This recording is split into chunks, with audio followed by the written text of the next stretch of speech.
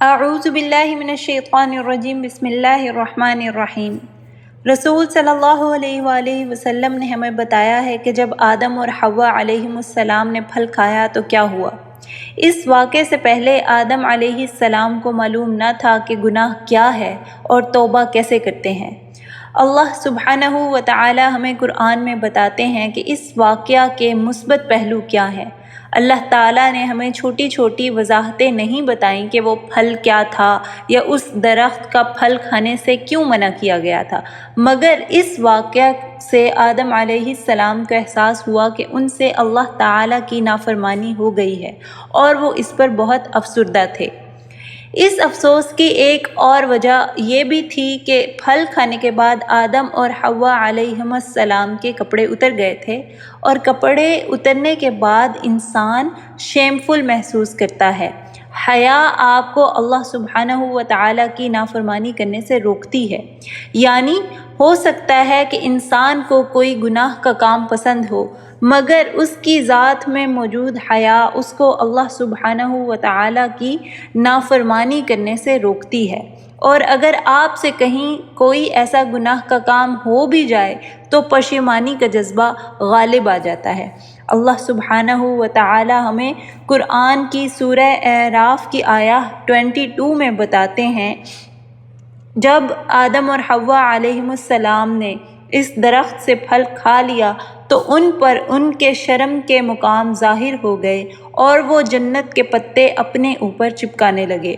اور عبی ابن کعب رضی اللہ تعالیٰ عنہ سے روایت ہے کہ رسول صلی اللہ علیہ وسلم نے فرمایا، جب آدم اور حوا نے وہ پھل کھایا تو ان کے پرائیویٹ پارٹس ظاہر ہو گئے، تو وہ دونوں دور بھاگنے لگے، اور نبی صلی اللہ علیہ وسلم نے فرمایا کہ جب وہ دونوں بھاگ کر دور جا رہے تھے تو جنت کے درخت آدم علیہ السلام کو ان کے بالوں سے پکڑنے لگے۔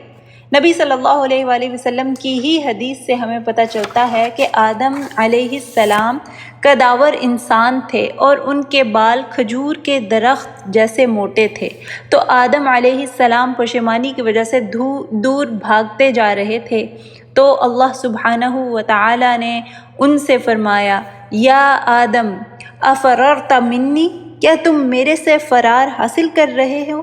کیا تم سمجھتے ہو کہ تم مجھ سے فرار حاصل کر سکتے ہو؟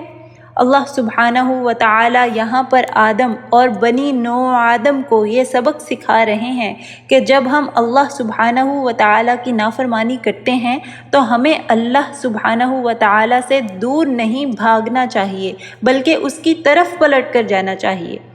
تو اللہ سبحانہ و تعالی آدم علیہ السلام کو سکھا رہے تھے کہ اللہ تعالی کی ذات سے فرار ممکن نہیں ہے۔ آدم علیہ السلام نے جواب دیا، نہیں اے میرے رب، بلکہ مجھے آپ سے حیا آ رہی ہے۔ تو اللہ سبحانہ و تعالی نے پھر آدم اور حوا علیہم السلام کو اکٹھا کیا اور فرمایا کہ کیا میں نے تمہیں نہیں بتایا تھا کہ اس درخت سے مت کھاؤ، اور میں نے تمہیں بتایا تھا کہ شیطان تمہارا کھلا دشمن ہے۔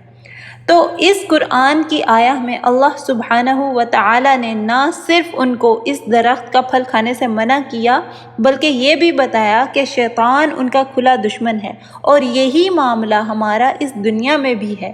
اللہ سبحانہ و تعالی نے ہمیں نہ صرف اس دنیا میں کچھ چیزوں سے گریز کرنے سے منع کیا ہے، بلکہ یہ بھی بتایا ہے کہ شیطان تمہیں ان چیزوں کی طرف ٹیمپٹ کرے گا اور وہ تمہارا کھلا دشمن ہے۔ اللہ سبحانہ و تعالی ہمیں یہ بھی بتاتے ہیں کہ یہ ہمارے اپنے فائدے میں ہے کہ ہم گناہ کا کام نہ کریں۔ اللہ سبحانہ و تعالی نے آدم اور حوا علیہم السلام کو نہ صرف اپنی نافرمانی کرنے سے منع فرمایا تھا، بلکہ دشمن کے خطرے سے بھی آگاہ کیا تھا، اور یہ گفتگو قیامت کے دن ہر بنی آدم کی اللہ سبحانہ و تعالی کے ساتھ ہوگی۔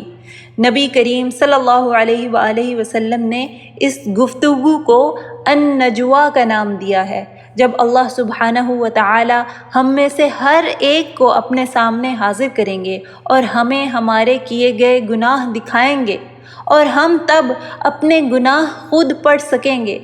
نبی کریم صلی اللہ علیہ وسلم نے فرمایا کہ اس وقت انسان اللہ سبحانہ و تعالیٰ کے سامنے بہت زیادہ شرمندگی اور پشیمانی محسوس کرے گا اور اتنا نادم ہوگا کہ اس کا رنگ بدلنا شروع ہو جائے گا۔ پھر اللہ تعالیٰ فرمائیں گے، کیا میں نے تمہیں نہیں بتایا تھا کہ میری نافرمانی مت کرنا؟ کیا میں نے تمہیں نہیں بتایا تھا کہ یہ تمہارے اپنے لیے نقصان دہ ہے؟ پھر اللہ سبحانہ و تعالیٰ پوچھیں گے، کیا تم نے اس دنیا میں اپنے ان گناہوں کی معافی مانگی تھی؟ تو جو انسان یہ جواب دے گا کہ اس نے اپنے گناہوں سے دنیا میں استغفار کیا تھا، اس انسان کے گناہ اللہ سبحانہ و تعالیٰ نیکیوں سے بدل دے گا۔ اللہ اکبر! اور وہ انسان خوشی کی وجہ سے چمک اٹھے گا، روشن ہو جائے گا، کیونکہ اسے معلوم ہوگا کہ اس نے اللہ سبحانہ و تعالیٰ کی نافرمانی کی اور اللہ سبحانہ و تعالیٰ کی رحمت نے اسے بچا لیا۔ پھر اللہ سبحانہ و تعالیٰ اپنے اس بندے کو بتائیں گے کہ میں نے تمہارے گناہ لوگوں سے اس دنیا میں بھی چھپائے اور آج بھی میں تمہارے گناہ معاف کرتا ہوں۔ اللہ اکبر!